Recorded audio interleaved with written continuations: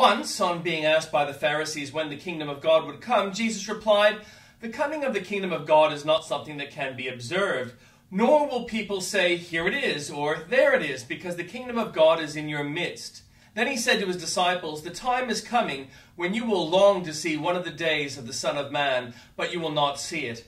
People will tell you, 'There he is,' or 'Here he is.' Do not go running off after them, for the Son of Man is in his day will be like lightning, which flashes and lights up the sky from one end to the other. But first he must suffer many things and be rejected by this generation." Just as it was in the days of Noah, so it also will be in the days of the Son of Man. People were eating, drinking, marrying, and being given in marriage up to the day Noah entered the ark. Then the flood came and destroyed them all. It was the same in the days of Lot. People were eating and drinking, buying and selling, planting and building. But the day Lot left Sodom, fire and sulfur rained down from heaven and destroyed them all. It will be just like this on the day the Son of Man is revealed. On that day, no one who is on the housetop with possessions inside should go down to get them. Likewise, no one in the field should go back for anything. Remember Lot's wife. Whoever tries to keep their life will lose it, and whoever loses their life will preserve it. I tell you that on the night 2 people will be in one bed, one will be taken and the other left. 2 women will be grinding grain together, one will be taken and the other left. "Where, Lord?" they asked. He replied, "Where there is a dead body, there the vultures will gather." And the Old Testament reading. When David had gone a short distance beyond the summit, there was Ziba, the steward of Mephibosheth, waiting to meet him. He had a string of donkeys saddled and loaded with 200 loaves of bread, 100 cakes of raisins, 100 cakes of figs, and a skin of wine. The king asked Ziba, "Why have you brought these?" Ziba answered, "The donkeys are for the king's household to ride on, the bread and fruit are for the men to eat, and the wine is to refresh those who become exhausted in the wilderness." The king then asked, "Where is your master's grandson?" Ziba said to him, "He is staying in Jerusalem because he thinks today the Israelites will restore to me my grandfather's kingdom."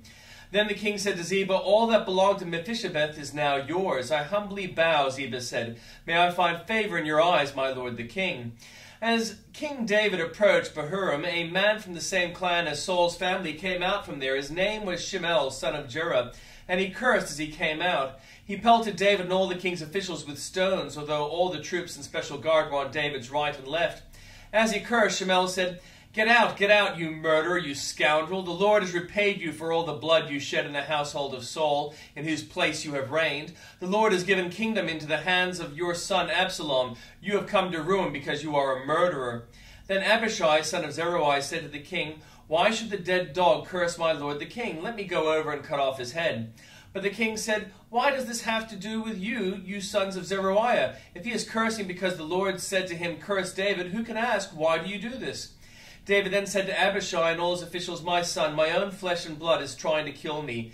How much more, then, this Benjamite? Leave him alone, let him curse, for the Lord has told him to. It may be that the Lord will look upon my misery and restore to me his covenant blessing instead of his curse today."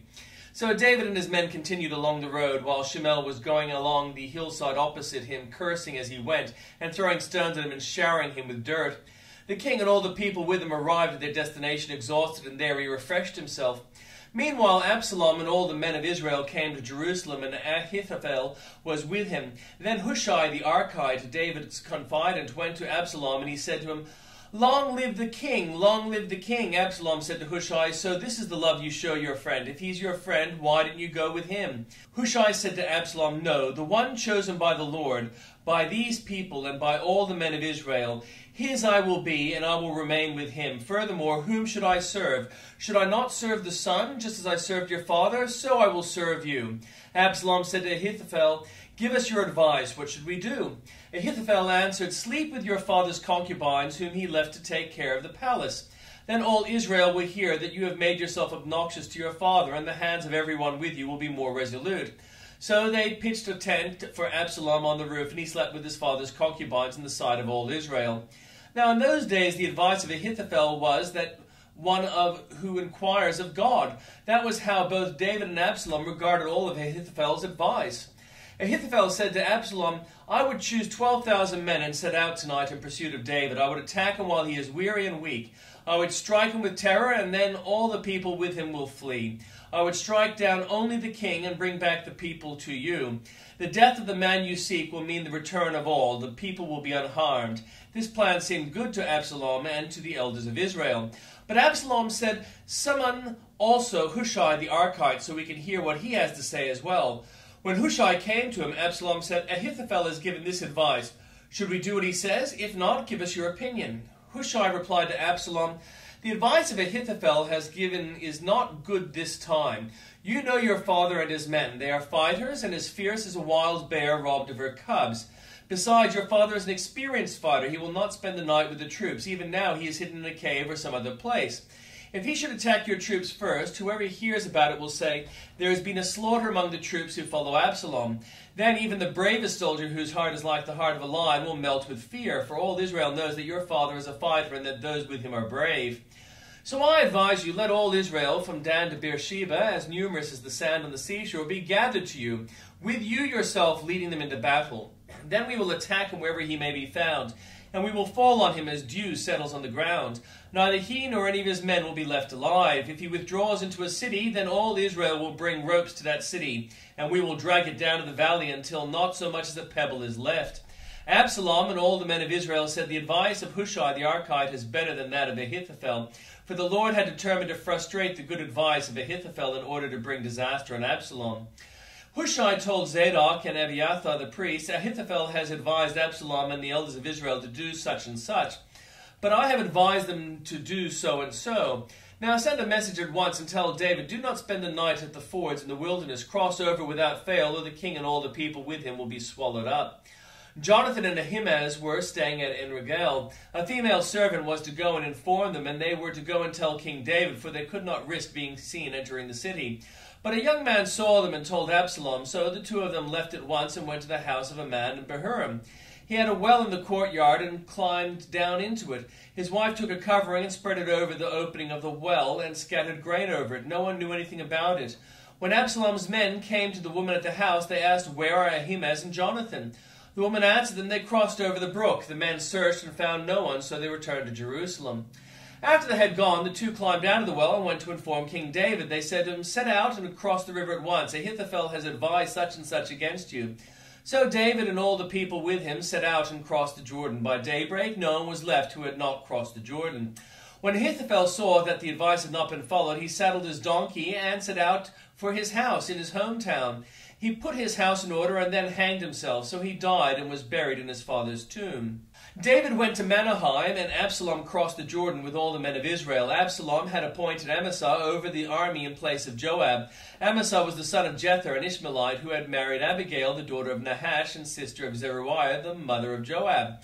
The Israelite and Absalom camped in the land of Gilead.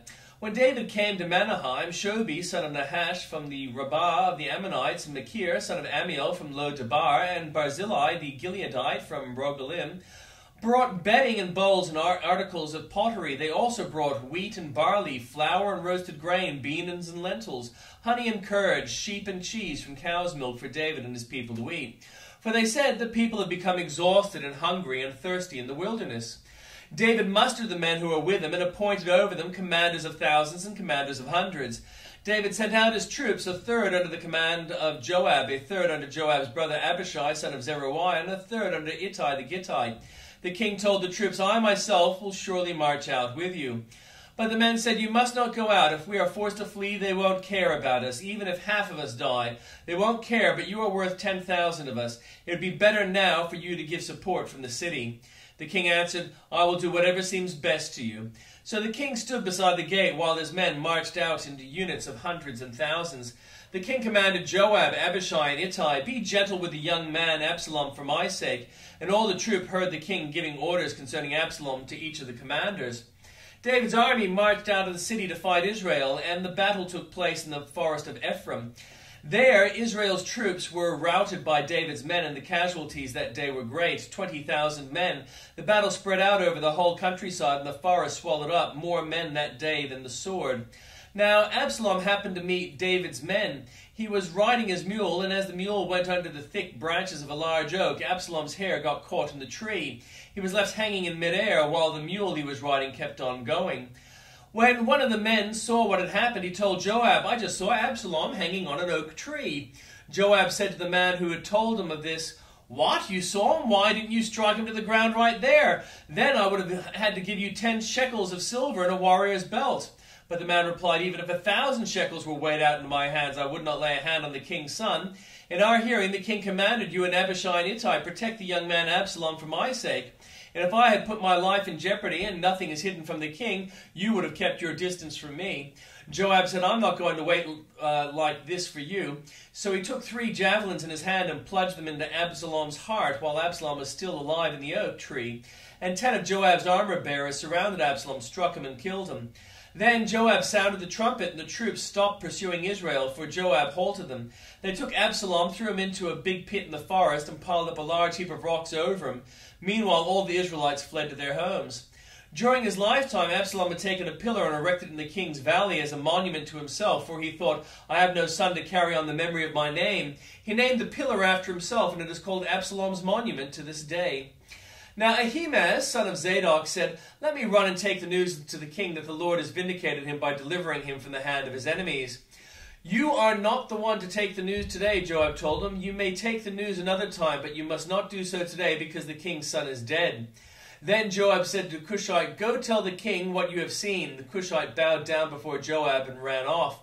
Ahimaaz, son of Zadok, again said to Joab, "Come, what may, please let me run behind the Cushite." But Joab replied, "My son, why do you want to go? You don't have any news that will bring you a reward." He said, "Come what may, I want to run." So Joab said, "Run." Then Ahimaaz ran by the way of the plain and outran the Cushite. While David was sitting between the inner and outer gates, the watchman went up to the roof of the gateway by the wall. As he looked out, he saw a man running alone. The watchman called out to the king and reported it. The king said, "If he is alone, he must have good news," and the runner came closer and closer. Then the watchman saw another runner, and he called down to the gatekeeper, "Look, another man running alone." The king said, "He must be bringing good news too." The watchman said, "It must seem to me that the first one runs like Ahimaaz, son of Zadok."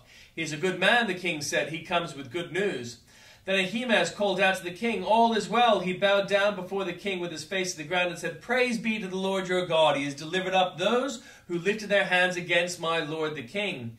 The king answered, "Is the young man Absalom safe?" Ahimaaz answered, "I saw great confusion just as Joab was about to send the king's servant and me, your servant, but I don't know what it was." The king said, "Stand aside and wait here." So he stepped aside and stood there. Then the Cushite arrived and said, "My lord the king, hear the good news. The Lord has vindicated you today by delivering you from the hand of all those who rose up against you." The king asked the Cushite, "Is the young man Absalom safe?" The Cushite replied, "May the enemies of my lord the king and all who rise up to harm you be like that young man." The king was shaken. He went up to the room over the gateway and wept. As he went, he said, "Oh, my son Absalom, my son Absalom, if only I had died instead of you. Oh, Absalom, my son, my son."